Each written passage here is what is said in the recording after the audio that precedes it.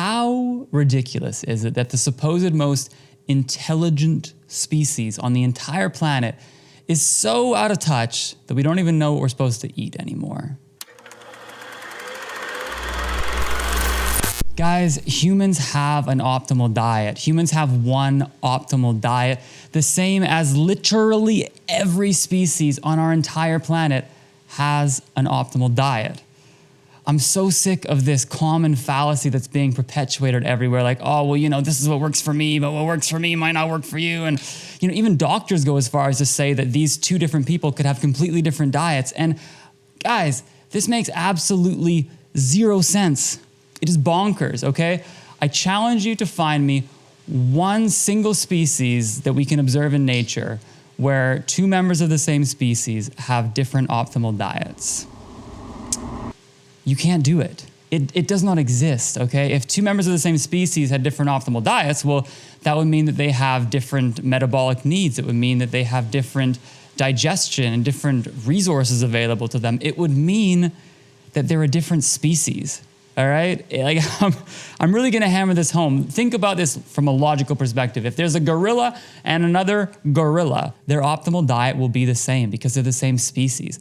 And the same applies for humans. We are the human race, and collectively we're going to have an optimal diet. Now, there is a little caveat, and there are subtle nuances in not our optimal diet, but in the survival and plant foods that we're able to tolerate. And I'm gonna kind of round off to that towards the end of this video, okay? Yes, there are little nuances, but they don't change what our optimal diet is. So what is our optimal diet? In this video, I'm gonna draw on what I like to call common sense, okay? If we look at nature, if we look at our evolutionary history, if we look at indigenous groups that didn't have any break in the lineage to their ancestors and what they were eating, if we look at our anatomy, all of these point to the same conclusion, which is that our optimal diet is a carnivore diet. And I'm gonna draw on all of those points in this video, okay? And now, whoa, before I lose you, I wanna point out that the reason why that sounds so absurd is simply because of what you've been told your entire life, all right? I was the same. A year ago, I heard this concept and I completely rejected it. I said, that's ridiculous. That's impossible. We need to eat our fruits and our vegetables. That's what I've been told my whole life. And our whole lives we've been fed this propaganda that we need to eat our fruits and our vegetables and our beans and our legumes and our grains and there's the food pyramid, eat your balanced meal. And I think the fact that the human population has never been as sick as we are today should be one red flag that maybe the system isn't really ideal for us. But I'm gonna draw on a whole bunch of very clear evidence as to why humans are carnivores. Our digestion is built for it. We evolved prioritizing meat, and indigenous groups of humans that have been observed favor meat as their predominant source of calories and thrive. That's what I'm gonna go over in this short little video. And basically explain how this conclusion is reached, and not only how it's reached, but how it's obvious. So if we want to know what humans eat naturally, we have to look at them in a natural setting beyond the social conditioning that all of our neighbors around us have right now. And I think one of the best works we can draw on is how we've observed humans living indigenously without a break in the link of their dietary ancestral knowledge, okay? Someone whose work I absolutely love is Weston Price, okay? He was a dentist, he lived in the 1930s. Long story short, he noticed, wow, the human race is getting pretty pathetic. We're all fat, sick, and ugly. And we weren't even nearly as fat, sick, and ugly as we are today. But he noticed that we were starting to degenerate. So basically, he traveled around the world studying indigenous populations all over the globe. And I'm not just talking about like Aboriginals in Australia, the Native Americans in North America. He also studied indigenous communities in Europe, isolated communities living in the Swiss Alps or in northern Scotland, okay? And what he noticed was unanimous. All of these groups living with this ancestral dietary knowledge that was passed down generation to generation, they all favored animal foods as the predominant source of their calories, and they all lived in perfect health, all right? Meat, eggs, maybe dairy, fish, seafood, all of these were paramount in their diet. The sacred foods, the most nourishing foods that they knew for their body were animal foods. And they lived completely free of the degenerative diseases that were plaguing the entire world at the time, okay? Physically, mentally, they also were free from tooth decay, which is a big factor. If you think that like most of the world has cavities, well, that means that what we're putting in our mouth isn't meant for our mouth. And if it's not meant for our mouth, it's not meant for our body, okay? They were free of basically all the Western diseases at the time because they were free of the Western diet, which was largely more consisting of plants at that time. Most of these indigenous populations that were observed didn't eat a pure carnivore diet. Some did. The natives in North America were seen for many months of the year to exist chiefly off of moose, elk, and caribou meat, but usually the groups closer to the equator ate a little bit more plant life, which they knew how to prepare properly. And again, I'm going to allude to that a little later on in the video, okay? There were some kind of survival techniques that they were aware of. But even more to the point, now I think it's really beneficial to look at how humans lived in a natural setting without social conditioning and with proper ancestral dietary knowledge. But what about the actual evolution of our species? There is evidence to show that early hominins have been using tools to butcher large game animals for as far back as 2.6 million years. And our best guesses suggest that we've been doing it a lot sooner than that, all right? Little tangent here, like I used to think that humans were fruitarians because, well, you know, humans evolved from apes, and apes primarily eat fruits. And, you know, they're our closest relative. Well, obviously, we've been lied to, you know, we need to eat fruits, okay? But the best evidence suggests that we split off genetically from them between 4 and 6 million years ago. And likely scavenging animal foods was one of the predominant reasons why we genetically started to make that shift, and we started shifting our body, becoming bigger and stronger, and our guts started to change, okay? So the evidence suggests that we've been hyper carnivores for maybe up to 4 or more million years. And for at least the last 2.5 million years, we have been the apex predator of the planet. We have been carnivores, and that has been linked to how our bodies have gotten so much bigger and how our brains have gotten so much smarter to have the ability to hunt these animals, okay? There's a really interesting way we can actually track the diet of these early human species when we find these fossilized evidences. You're probably familiar with carbon dating, where we can date back how old something is. Well, there's another thing, another stable isotope study, which is the nitrogen isotope. And it's really cool. The way it works is similar to like mercury buildup in fish, the way it's accumulative. The small fish has a small amount of these heavy metals, and then as it goes up the food chain, the biggest fish seems to accumulate it because they're eating, it's compounding, right? So basically, we can see the levels of the nitrogen isotope in these fossilized plants, which is very low at that point. And then we can see it in the herbivores, which is a little bit of a higher concentration. And then in the carnivores, we can see it's at the highest concentration, okay? And when we look at early humans, we can see that we have the highest carnivore rating of our time, okay? Even slightly higher than the classic carnivores like lions and tigers, okay? Like we can clearly see from this evidence that for the last millions of years, we have been the apex predator at an even higher carnivore rating than lions. And this could be for maybe 2 reasons. One, because perhaps we were even eating the other carnivores if we felt like we needed to. Or 2, just because we live longer, so we're going to accumulate more over time. But the evidence points to the fact that we've been consuming these large megafauna, the woolly mammoths and the mastodons, and that's been our source of calories, and it fits every piece of the puzzle as to how we became such apex predominant smart animals. Not that we're very smart anymore since we forgot all this. Some people do mention that, yeah, we could have been eating some plants here or there because plants don't fossilize well, so it would have been hard to see our tools, you know, managing the plants.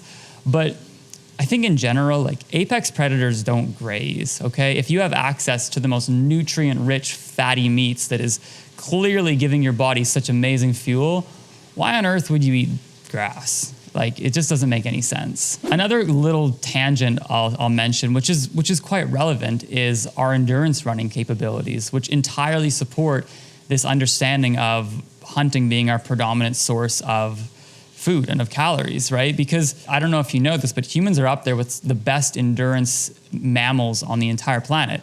There's your horses, camels, dogs, ostriches, I think, and humans. And this endurance capability does very little in terms of, getting away from another predator. You can't outrun a lion with endurance because all these predators are faster than us. But what our endurance capabilities do allow us to do is to run and track animals over long periods of time, which would have helped allow us to secure these immense, ginormous meals that would feed our entire tribe, our entire family's family for a long ass time. So I think it's pretty clear that all the evidence goes to support the fact that humans are carnivores. This is a biologically, evolutionary, appropriate diet for humans, all right? But okay, let me quickly just touch on anatomy, because I'm sure I'll get something in the comments saying, well, humans aren't meant to digest meat, it rots in our stomach. And that's absolutely not the case at all. When have you seen undigested meat come out of your body? If anything, you've seen a piece of corn or a piece of carrot, a piece of these plants that we have no ability to digest, okay? Long story short, humans cannot digest fiber in the same way that our primate cousins are able to, all right? There's a difference between what you put in your mouth and what you actually digest. Like, for example, a cow eats grass, and grass is maybe 5% fat, all right? But because they're actually not digesting the grass, the gut bacteria they have is digesting it, and then they're digesting the gut bacteria. And in turn, their diet actually consists of 85 or 90% fat, which is what their bodies run on. It's what most mammals, most warm-blooded animals run on is fat, okay? And our primate cousins are no different. They have what's called hindgut fermentation, something that we've lost. So they can digest fiber and get these short-chain fatty acids to fuel their body. Humans, on the other hand, we can't do that anymore. But to compensate for a shorter large intestine, our small intestine has gotten bigger, where we can just absorb animal tissue, animal fats direct from the source.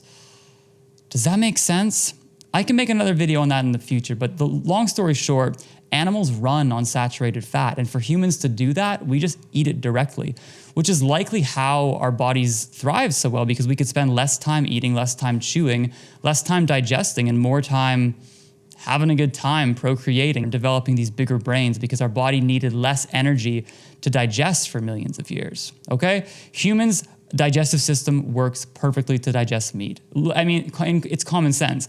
If it didn't, we would have died off. We couldn't have been eating exclusively meat for many times of the last 2.5 million years and it not work. We would be dead, all right? It clearly works digestively, historically, and observationally from the humans we can see living indigenously, okay? Humans are carnivores. Good. Done. Settled. Okay. But I said I would allude to this towards the end of the video. How do our diets differ? This all basically starts about 10,000 years ago at the start of the agricultural revolution, right? And this is when the human species went from steadily getting bigger and stronger, and our brain size getting bigger and bigger and bigger for over 2.5 million years. It's been going up and up and up and up, and then pew, we started eating plants. And maybe this was for survival reasons, maybe it was necessary at the time, but our bodies aren't designed to eat plants. We've been evolving out of that for over 2 or 3 million years, okay? And you must understand that in a fundamental perspective, plants are trying to kill you. It is absolute law, it is absolute science, okay? Hear me out, let's play a little. Okay, imagine there's an animal in the wild and it doesn't defend itself. There's an animal, let's call it a bowtruckle. Or is that an animal? Maybe that is an animal. And the bowtruckle is like, oh, the lion's gonna come eat me? That's fine, it can eat me, okay? That species doesn't exist anymore because it lacked the basic defense mechanisms to survive, okay? And any plant that wasn't always revamping its defense mechanisms would have died off, because, see, if you eat a plant, that plant dies. And plants don't want to die, all right? So plants, for the entire evolution of the planet, have been building up their defense chemicals, all these things that make it so when animals eat them, they don't feel good and they don't eat them again. That's how they survived. And now some animals, over time, they kind of co-evolved with these plants, which is why some animals, most animals, all animals that eat plants actually eat very specific plants because they co-evolved, building up the immunity to break down the defense chemicals of that plant and gain the nutrients they need. And so that plant is trying to get more and more poisonous, but the animal is getting more and more better to deal with the poison, okay? So that's why some animals can eat plants. Humans have been out of this race, this competition to build up immunity for anywhere between 2.5 and 4 million years, okay? We didn't have those capabilities. And as you can see, like, disease became relevant in the human population starting 10,000 years ago. If we look at fossilized evidence of humans dating back before then, there's always perfect health seen. There's never any degenerative disease that we see in these fossils, okay? But starting back 10,000 years ago, we start to enter the disease culture. And it was nowhere near as rampant then as it is now. But even if you look at Egyptian pharaohs, all right, in those mummified remains, we can see evidence of malaria and tuberculosis and teeth that weren't ideal, okay? Not like humans are actually designed to develop. And as we know, the Egyptians were one of the early pinnacles of modern agriculture, and the two coincide brilliant, a lack of health and more reliance on agriculture. So what am I getting at with this? Well, the human species, I'll be honest, it is different than the average species, right? We spread around the entire world, and over the last 10,000 years, we have formed these little micro communities of humans, all right? I mean, there's subtle differences that in our species, but one that would be a good example is skin pigment, Our anatomy is so much the same. Like, a skin pigment change is very, very subtle, but it does go to show that humans have adapted very subtly in the different ways we've spread out, okay?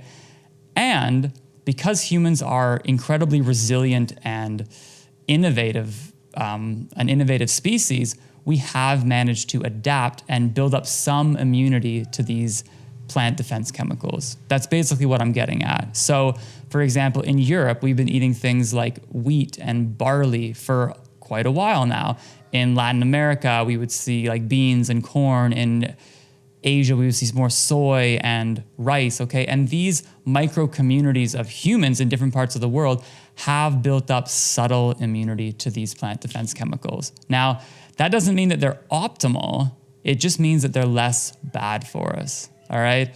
Like, it's really well documented that European explorers, when they went around the world, like, for example, when they landed in Australia and noticed the Australian Aboriginals eating their meat-based diet and living strong, healthy, robust life free of these diseases of the West, when they ate the foods of the West, they got the diseases of the West.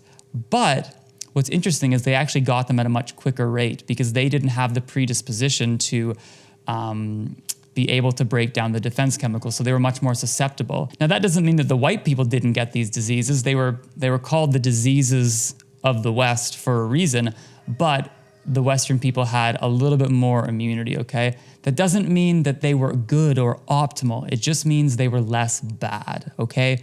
Here's a little analogy.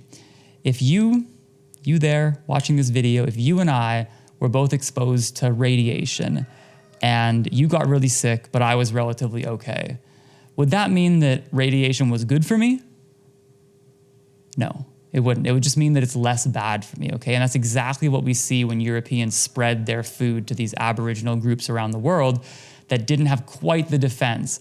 It was worse for them, but it was still bad for these Western white people, the explorers, okay? That's why they were named the diseases of the West. All right, guys, so what I'm suggesting is that a human's optimal diet is never varying, okay? It is at very least a hypercarnivore diet, if not a carnivore diet, all right? What does vary is our suboptimal diet, okay? Different groups of humans around the world have developed unique defenses against those unique plants that they've been, if you look at the big picture, we have been likely a purely carnivorous species for 2.5 million years, and we've been eating plants for about the last 10,000 years. That comes out to 0.004% of our evolution as a species. It would probably actually be less because you should extend that evolution even further, okay? So clearly these plant substances are not ideal for us. We didn't evolve to eat them, but we do have some immunity culturally and cultural differences. And that's where there are subtle differences in not our optimal diet, but our suboptimal diet. All right.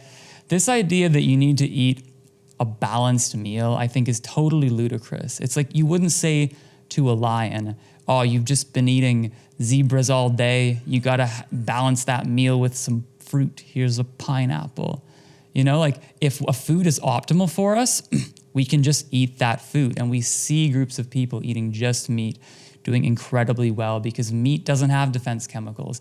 Animals try and kill you before you eat them. Plants try and kill you after you eat them. Good boy. Hey guys, future Aaron here. Okay, I was just editing the video and I figured I need to kind of jump in just to mention that I get so excited about thinking of what humans are naturally meant to be eating, what we naturally evolved optimizing in our diet, that I forget to mention that, like, it's okay to eat a vegetable. Like, I don't think anyone should be dogmatic about diet. I think we should recognize what real superfoods are for our body, which are animal foods. But, like, you know, we haven't been living this way for quite a while now. And if you look at all the centenarians of our time, they all have awesome anecdotal stories of how they like to eat raw steak and a bunch of eggs every day. But they also ate vegetables. You know, it's clear that you can still eat vegetables, plants, and lead a healthy life. Maybe it's not optimal.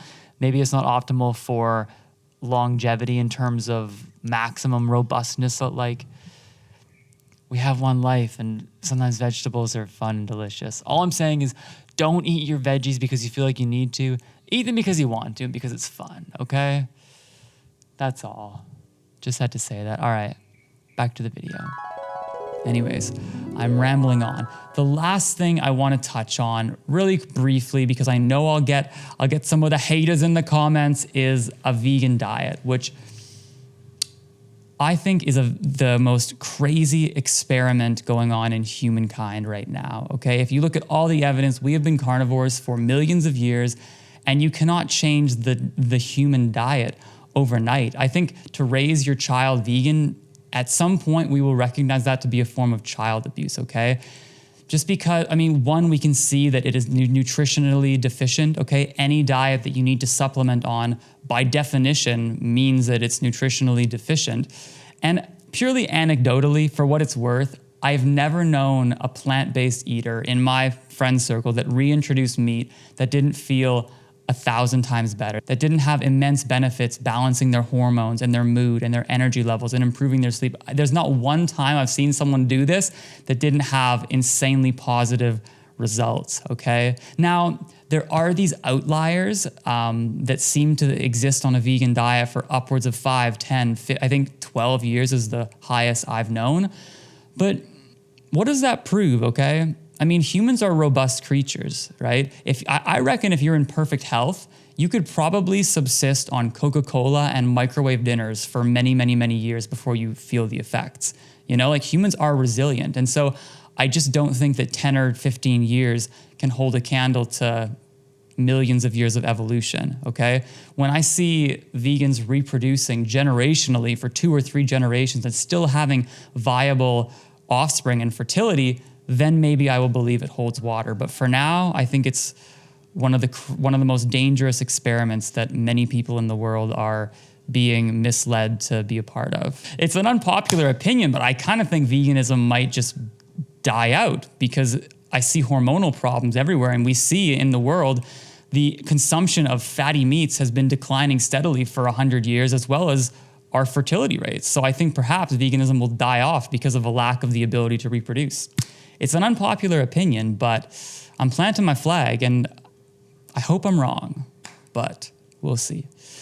Anyways, guys, that's that. That is an optimal diet for humans. It is a carnivore diet. That is why. I know there's probably some of you guys out there disagreeing with me, but the reality is you're just wrong, okay? I hope this video was informative, inspirational, educational. Now I'm gonna go eat some meat and then go outside, get some sun, or at least some rain. And I hope you do too.